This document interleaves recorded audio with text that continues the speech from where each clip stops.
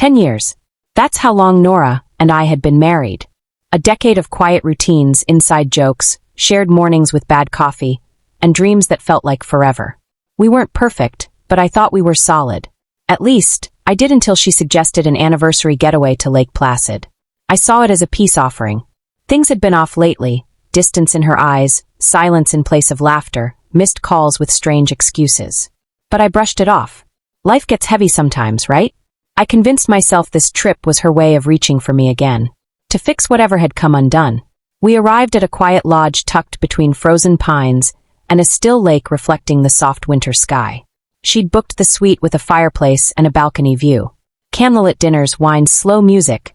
I told myself she was trying. That belief shattered during dinner on our third night. It was nothing special. Just steak, potatoes, soft jazz humming from the corner speakers. She was laughing at something her brother Evan had said over a group call, swirling her wine lazily, her velvet dress catching the firelight. Then she dropped it. "By the way," she said, not looking at me, "I sold the lake house." I blinked. "What?" She sipped her drink and finally met my eyes. "I needed the money. Ryan's starting a fitness studio. He's already signed the lease." Ryan, her personal trainer. The one I'd met only once and immediately disliked. The silence that followed was suffocating.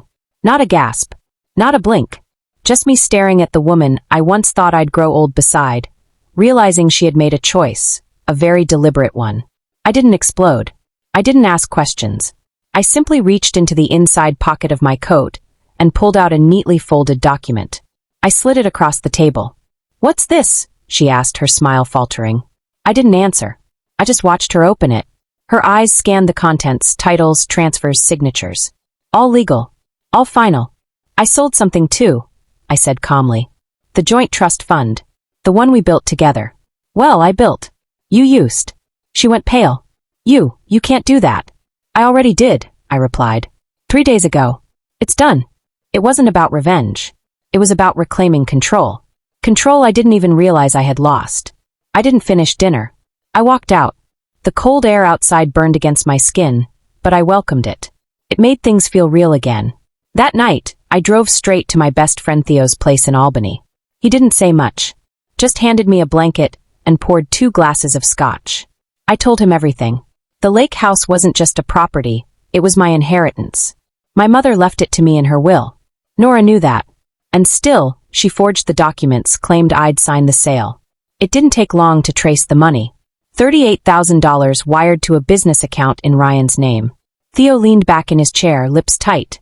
"She planned this." "I know. She's not just cheating, man. She's stealing." "I know." And yet I felt nothing. Not yet. Just numb.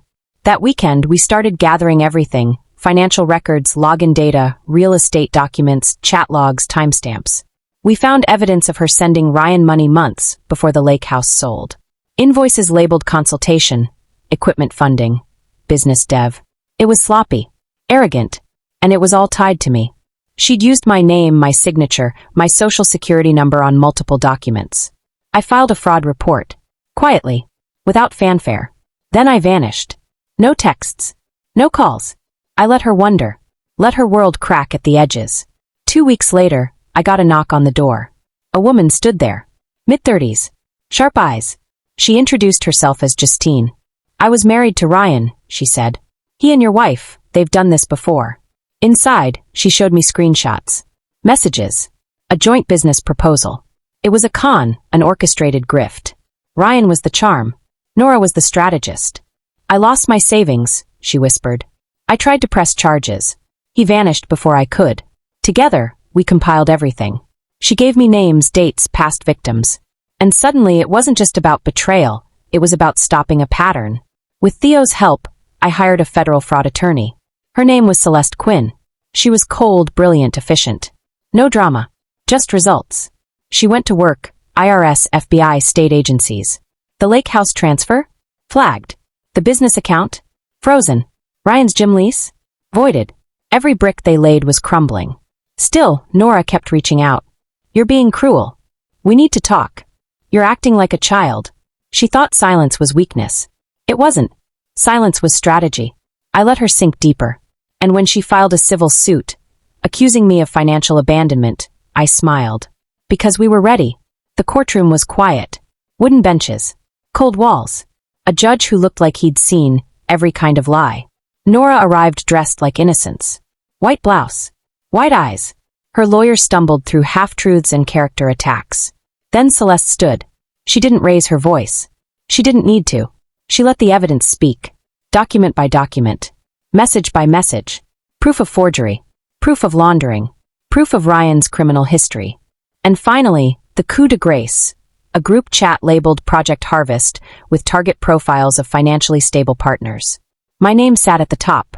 Nora's face crumbled. The judge leaned back. I find the plaintiff's claims not only unsubstantiated but malicious. Case dismissed. With prejudice. Then came the agents. They walked her out, stunned, silent. Her hands cuffed. Her eyes wide. A week later, Ryan was arrested in Tampa. It wasn't the courtroom that broke them. It was the silence that came before. I paid the last legal fee quietly. Then I moved into a small cabin outside Saratoga Springs. Nothing fancy. Just wood, warmth, and air that didn't carry echoes of betrayal. I got a dog. A big dumb Labrador named Moose who barked at birds like they owed him rent. And I started writing again. Not about them. About peace. Some days I still feel the sting. Not of love lost. But of time wasted. She took the past. But she doesn't get the future. That's mine. And I'm building it slowly, quietly, one nail, one truth at a time.